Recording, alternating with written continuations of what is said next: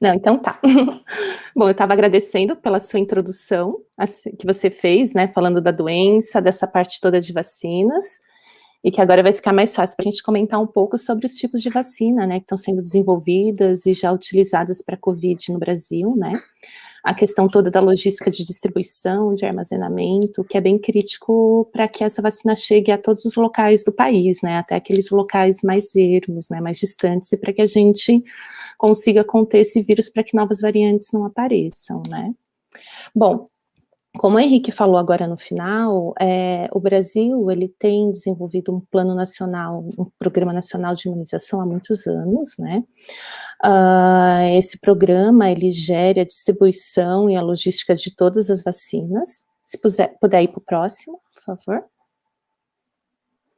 Então, só como um breve histórico que eu coloquei para vocês, o plano ele foi formulado lá em 1973, e desde então ele tem sido instituído como uma lei, a partir de 1985, e foi publicado o primeiro calendário de vacinação já em 1977.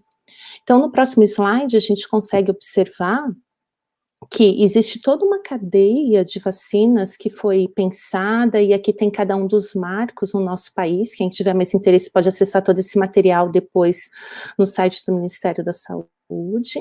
Então, tem-se lá, em 1804, né, quando começou isso a ser pensado, lá quando teve a primeira tentativa, né, de vacina para a varíola, aqui no Brasil, e aí em 77 teve esse marco inicial.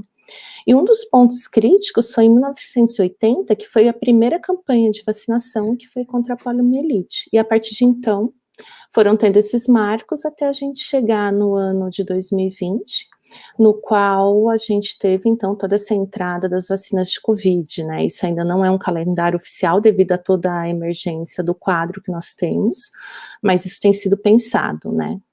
O próximo, por favor.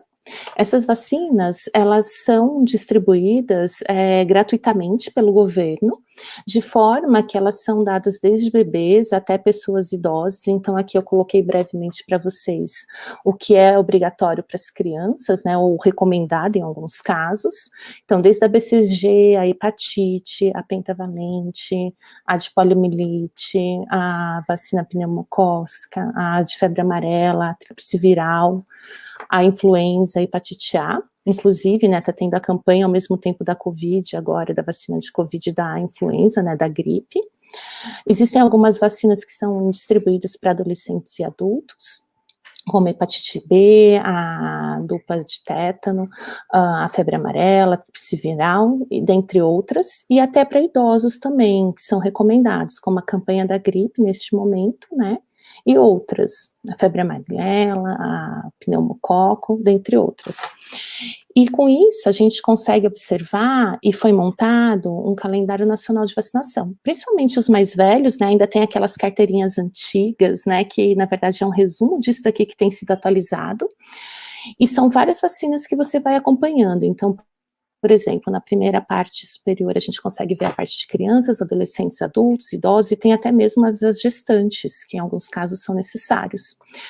E ao longo do tempo tem se visto que a diminuição, tem havido uma diminuição muito grande da aplicação das vacinas, né, muitos pais não têm procurado ou têm renegado essa aplicação dessas vacinas, e um aplicativo que tem sido desenvolvido é esse Vacinação em Dia, que ajuda muito os pais e as pessoas a controlarem todas as vacinas, e para que não se esqueçam, porque em vários casos são necessárias 2 ou 3 doses, e às vezes alguns reforços depois de algum tempo.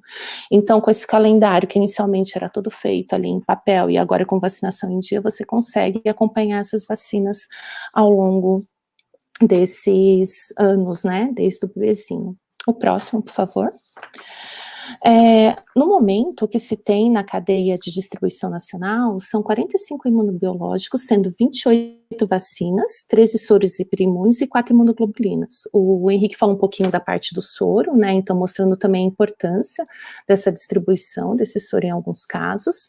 E aí, por ano, adquire-se em torno de 300 milhões de doses em toda essa cadeia produtiva, né.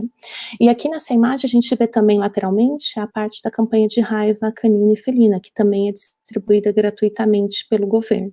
tá? Então também é uma campanha, não tem a ver na parte para os humanos, mas sim a parte toda de vacinação aí de outros pets que nós temos em casa. O próximo. Dentre os tipos de vacinas que nós podemos obter, a gente tem algumas características delas. Essas vacinas, elas podem ser combinadas ou serem vacinas únicas, né? Então, existem casos que a gente combina mais de uma vacina na mesma dose para que a gente ganhe tempo, né? E ao mesmo tempo já imunize aquela criança, por exemplo. Existem aquelas que a gente chama de polivalentes, que vai ter o mesmo antígenos, mas cepas diferentes. Então, por exemplo, a de poliomielite, a pneumocócica, que a gente pode ter antígenos, né, mas aí sim cepas que vão ajudar a fortalecer esse organismo sendo diferentes para que se a pessoa tenha contato com mais de uma delas, não tenha o risco de desenvolver novamente, por exemplo, uma pneumonia. Existem aquelas conjugadas que são produzidas de forma sintéticas, com antígenos com polissacarídeos. E aí vão dar todo aquele estímulo dos linfócitos T, como o Henrique falou naquele slide super bem colocado dele de como fazer esse estímulo, né, do sistema imune. E uma característica das nossas vacinas é que elas são termolábeis, elas não são vacinas que a gente consegue guardar por muito tempo.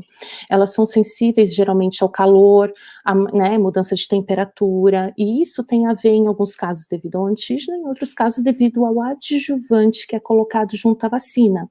O que é esse adjuvante? Ele é algo que é adicionado para ativar ainda mais aquele sistema imune. Então, por exemplo, em alguns casos usa-se muito hidróxido de alumínio, né? Na Coronavac existe esse adjuvante que você faz um reforço e faz com que o seu sistema fique mais ativo e reconheça ainda mais aquele vírus ou aquela partícula que foi colocada. Então, quando a gente pensa em vacinas, a gente tem que ter sempre na nossa meta, o cuidado no armazenamento disso. E se a gente for pensar, imagina como o governo vai lidar com toda essa estocagem, né? Vocês ouviram falar atualmente do problema do armazenamento da vacina de para Covid-19 da Pfizer, por exemplo, que é uma vacina que a gente vai ver que é extremamente delicada e é totalmente dependente de temperatura, então precisa de um armazenamento extremamente adequado para que ela tenha atividade